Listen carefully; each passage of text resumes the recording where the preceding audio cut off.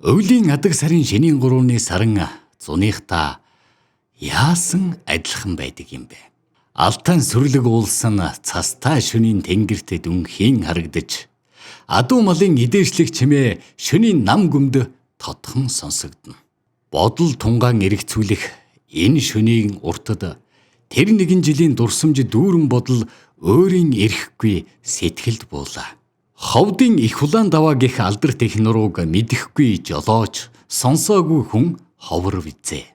Тэрхүү улаан давааны арын сүрлэг улсын дунд сүрэг хідэн бүл чон байдаг талаар нутгийн малчид хүүрнэн ярилцдагсан. Тухайн газар нь нутгийн малчдын оторлох хамгийн тохиромжтой газрын нэг хэдийч чонон сүргийн эзэмшилд ойр учир болгоомжтой байхаас өөр аргагүй. Идэр 9-ийн хүүтэн жавар зөөлрсөн өвлийн адаг сарын шөнийн 2-нд хэсэг нөхдийн хамтаар Ховд аймгийн Мөстө сумыг зорилоо. Учир нь Алтай улсын саарл чонон сүргийн амьдрал тоо толгой, байршил, идэж тижээлийн хэлхийг тамдан судлахаар ийхүү аз эрен аян замдаа гарч байгаа нь энэ. Тухайн өдөр нар ээсэн, цас хайлмагдсан, дулаахан сайхан өдөр таарсан нь бидний замыг милаахтай адил санагдаж байлаа.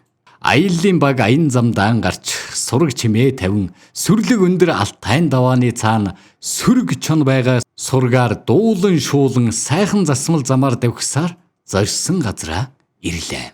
Газрын байдал нь уул нуруунаас тогтсон сүрлэг сайхан өндөр хайрхнаар хүрээлэгдсэн. Уул хайрхны ингэр билээр цас цоохорцсон хөндөй байлаа. Ховд аймгийн Үинч Мөстө сумын малчид гол төлөв энэ газар отор хийдэг бөгөөд биднийг очих үеэр отор хийн нүүдлэж буй малчин дорж угтлаа. Бид ч явсан зорилгоон танилцуулж, саарл чонын байгаль экологид гүйцэтгэх үүргийн талаар ярилцсан зураг дүрс авахар яваагаа хэлж амс хийж авсан юм. Төв газрын машин техникийн дуу чимээ, утаа униараас хол сэтгэлийн амар амгаланг мэдэрсэн онгон дагшин хөдөө нутагт цээж дүүрэн цэнгэг агаар амьсгалж алжаал ядаргаагаа тайлан анхны өглөөг угтлаа. Бидний аяллаа хөтчөөр дуут сумын залуу малчин тогтох ажиллах тул газарчлах, чонын талаар мэдээлэл өгч явсан бөгөөд чон уйлж дуудах авьяаста нэгэн байлаа.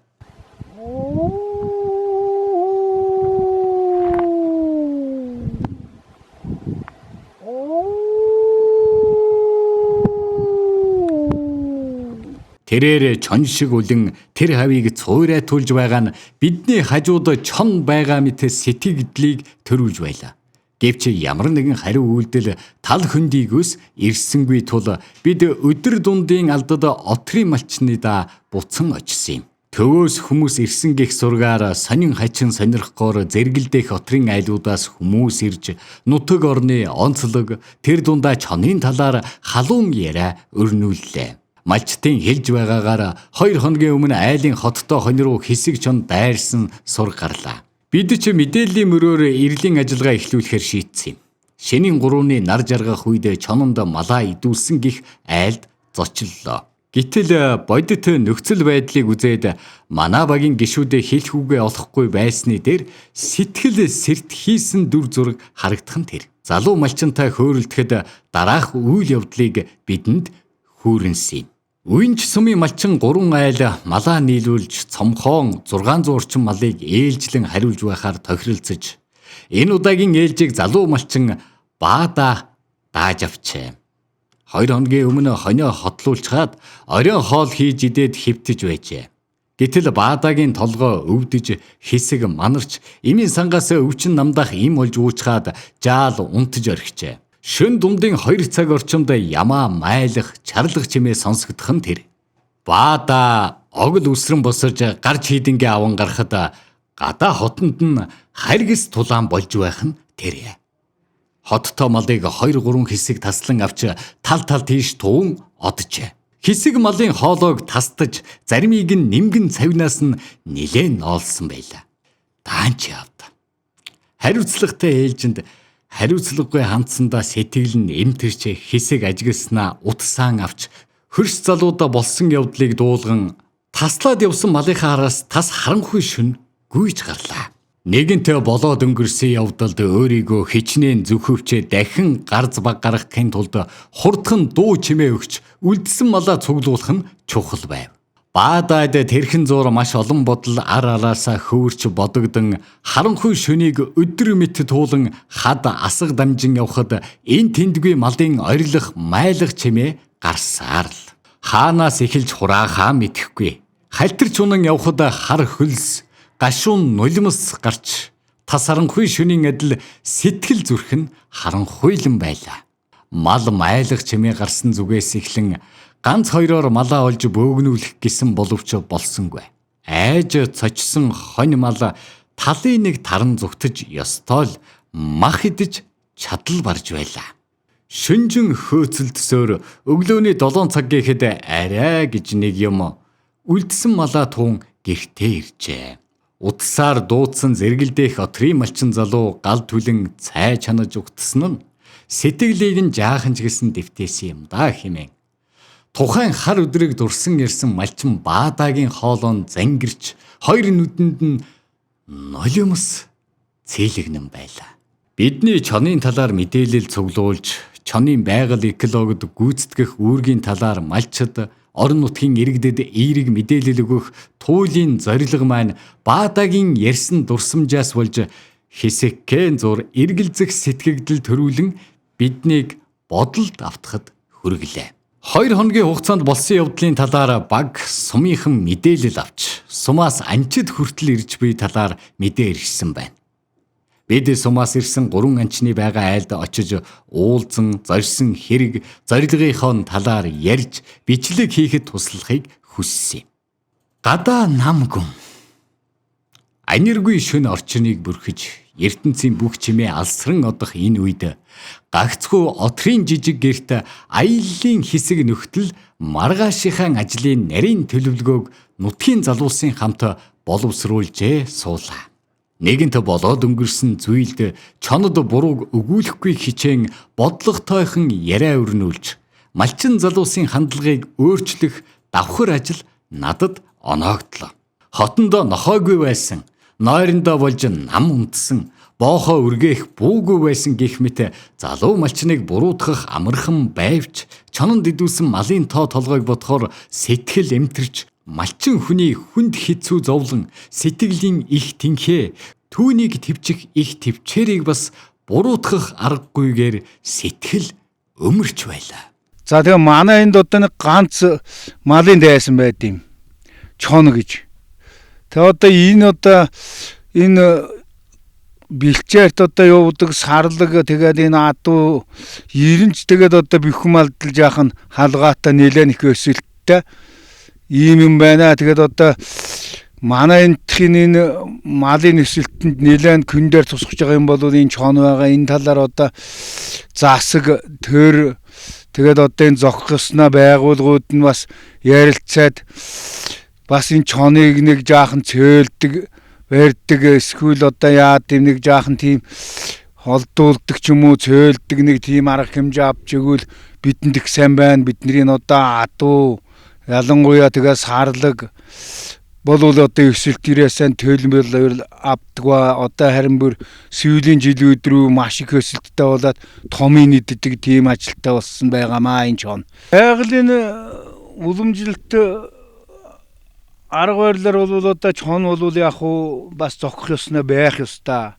А гэхдээ манай энэ Мөстмөнкархан ялангуяа энэ үеийнч энэ алтан энэ өндөр уулст бол одоо арай хэтэрхэ их болцсон байгаа. Көөдөг, агнадаг дээр үед бол одоо хүмүүс одоо баг социализмын үед бол одоо бас ярьж хөөрээд ингээд баг сумаасаа ингээд зохион байгуулад одоо ингээд бас жаахан көөцөлдөг. За тэгээ дээрээс нь бүр чоныг бол одоо бүр уламжлалтаа көөгээд ингээд бараг жилд одоо 20-30 хүргээд ингээд агнадаг ийм анчт байсан. Одоо бол тийм юм байхгүй. Ер нь хоригдсан гэдэг үндсэл дээр бол хүмүүс нэг их агнах сонирхол байхгүй болчихсон. 1 дугаар. 2 дугаарт одоо дээрээс нь тийм юм көөж агнадаг сонирхолгүй бууддаг бүү зэвсэг тийм юм байхгүй. тийм болчихсон нэг ийм нийгэм байгаамаа.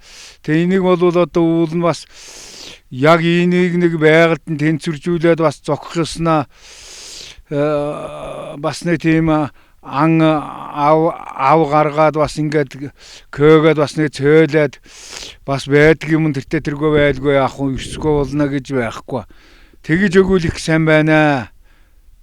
За тэгээ манай энд бол одоо хүүчин сайхан чон алдаг одоо анчин хүмүүс байсан одоо бүгд байхгүй бурхны оронд явуулсан. Одоо манай энд бол яг манай энэ Баян-Хайрхан багт бол одоо нэг чон гөөцөлдөөд нэг алдаг агнадаг тийм анчин хүн бол ирээсээ байхгүй болсон. За яг энэ зэрэгэлдээ үйнчт ч юм уу энэ Мөнхайрханд ч юм уу зүгээр нэг ганц нэг залуучууд хүмүүс бол нэг ганц нэг чон алж авч гэдэг тийм юм яригдтiin байлаа. Бид өглөөний 6 цагт босож төлөвлөгөөний дагуу нутгийн залуусын зааж өгсөн өндөрлөгт гарч өглөөний жавартай хамт үүр хаяархыг хүлээлээ. 2 хоногийн өмнө хийсэн гэм нүглээ намжлахаар одсон уу? Эсвэл ороон орж олуула хөөцөлдөөд хол явсан уу?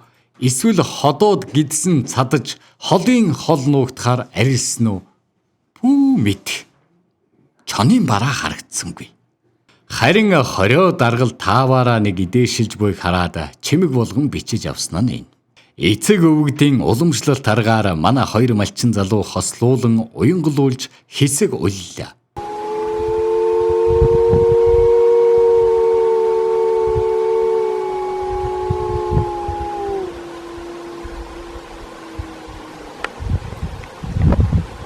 Чонон сүрэг холын хол одсон нь тодорхой болж 2 дахь өдрөө дими горьдлого тээсээр дуусгалаа. Томилолтын хугацаа дуусахад 1 хоног үлдээд байлаа. Чонын аялалд гарч сонирхолтой контент хийхээр гарсан манай баг аймгаас гараад 350 км замыг туулжээ. Алтай нурууны алдарт улаан давааг давж мөст сумын нутаг дэвсгэрээс ирэл хайгуулсан чоноон сургалахад арын улаан ууланд байгаа сураг дуулдаж байсан юм. Гэвч бид ярилцсан дууд сум руу хөдөлж маргааш дахин нэг азаа үзэхээр шийдлээ. Баян зүрхийн гэрэл төшөөний хажуугаар өнгөрөх олон улсын АН4 автозам руу орон хэсэг давхсаар Ховд аймгийн Дуут сумын нутагт ирж танил малчны да хонцгоосон юм. Олон өдрийн аялалд нойр хоол баг байсных уу, тунгалаг сайхан агаарта сэтгэл тайвширсных уу нам унтцгаасан байлаа. Өглөө болжээ. Нутгийн малчин залуу бидэнд чон байдаг газар зааж өгснөөр богино хугацаанд оновчтой төлөвлөгөө гарган хэрхэн бичлэг хийж авах талаар бид ярилцсан шийдэлд хүрлээ. Зураглаач бид хоёр нэг камер аван хуваарлагдсан газар нь очиж замыг нь тоссон юм. Зарим гишүүд үргээж өгөхөөр машинаараа хөдлөлөө. 3 өдөр явсны эцэстээ бид чонын дүрсийг камертаа үлдээж чадсан хэдий ч хүссэн үр дүнгээ сэтгэлдээ тултал хийж чадаагүй юм. Ёстой хүмүүсийн хэлдгэр чон гэдэг хямрлаг амьтан ижил тэнгэртэд харагддаг гэдэг нь үнэн бололтой. Алтайн сүрлэг чон гэх амьтан биднийг араасаа 3 хоног гүйлгсэн хэдий ч гагцгүй богино хугацаанд л харагдаад өнгөрсөн нь энэ юм. Байгалийн эмч болсон тэнгэрлэг сайхан амьтан минь. Байгаль их дэлхийд тааваараа амьдраарай.